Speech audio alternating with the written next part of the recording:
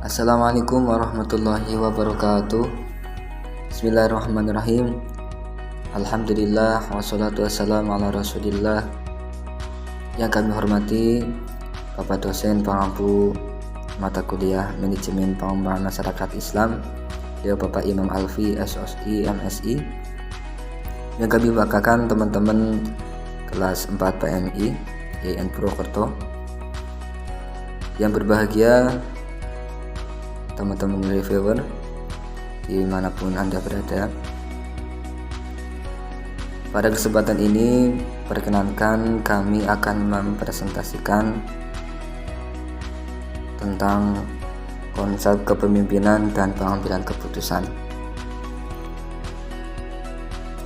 Namun sebelumnya izinkan kami presentator untuk memperkenalkan diri. Saya sendiri Ahmad Kamaluddin, NIM 1917104048.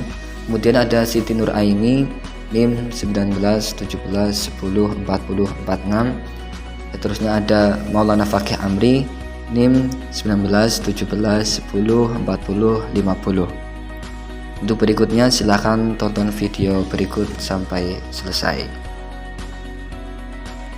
Pengertian pemimpin. Pemimpin atau leader adalah orang yang mempengaruhi pihak lain melalui proses komunikasi untuk mencapai suatu tujuan. Pengertian kepemimpinan atau leadership adalah perilaku dari seseorang individu yang memimpin aktivitas-aktivitas suatu kelompok atau organisasi untuk mencapai tujuan bersama.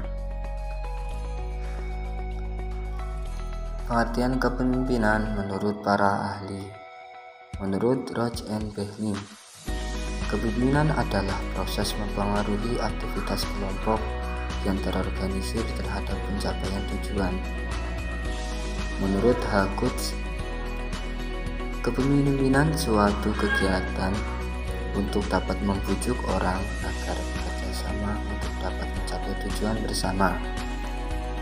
Kepemimpinan menurut Hemphill dan Kunz, kepemimpinan adalah perilaku dari seorang individu yang memimpin aktivitas-aktivitas suatu kelompok ke suatu tujuan yang akan dicapai bersama.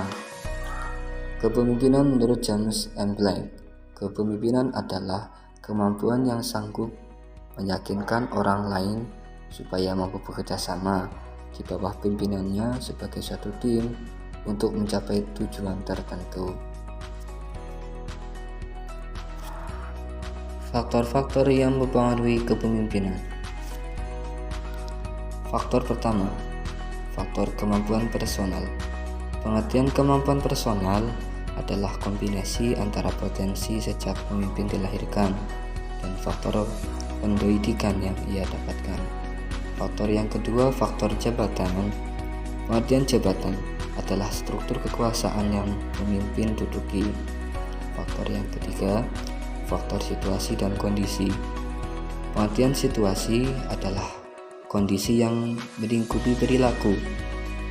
Di saat situasi tidak menentu dan kacau, akan lebih efektif jika hadir seorang pemimpin yang karismatik.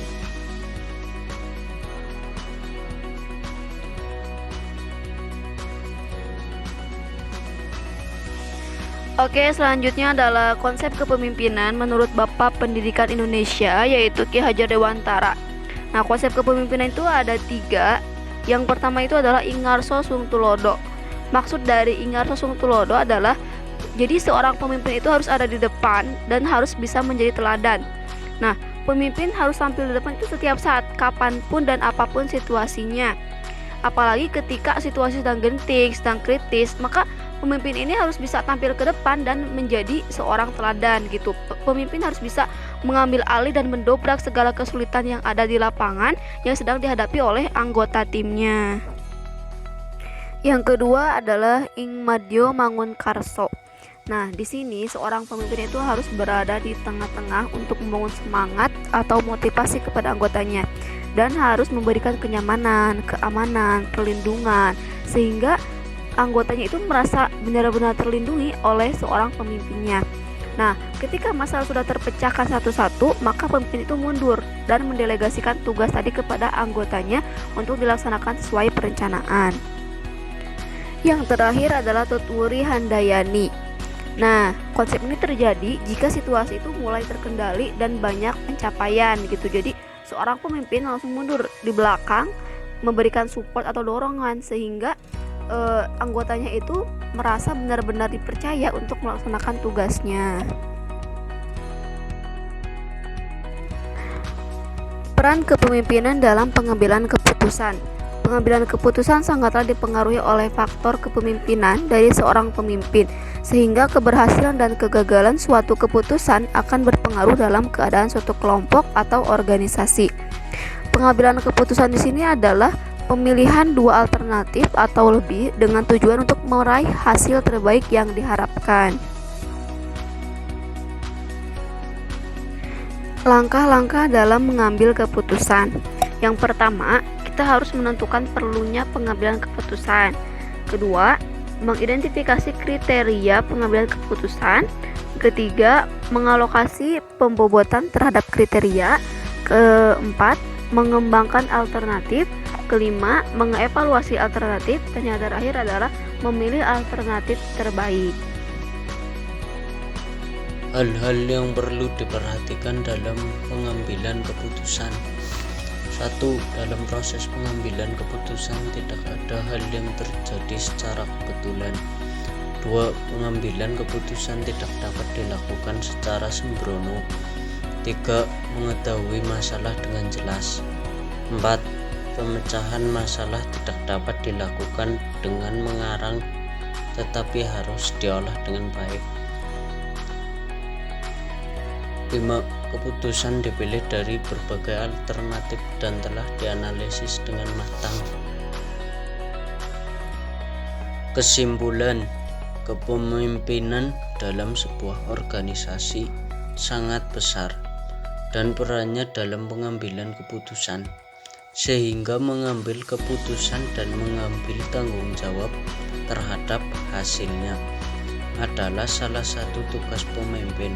Sehingga jika seorang pemimpin tidak mampu membuat keputusan, maka dia kurang layak untuk menjadi pemimpin.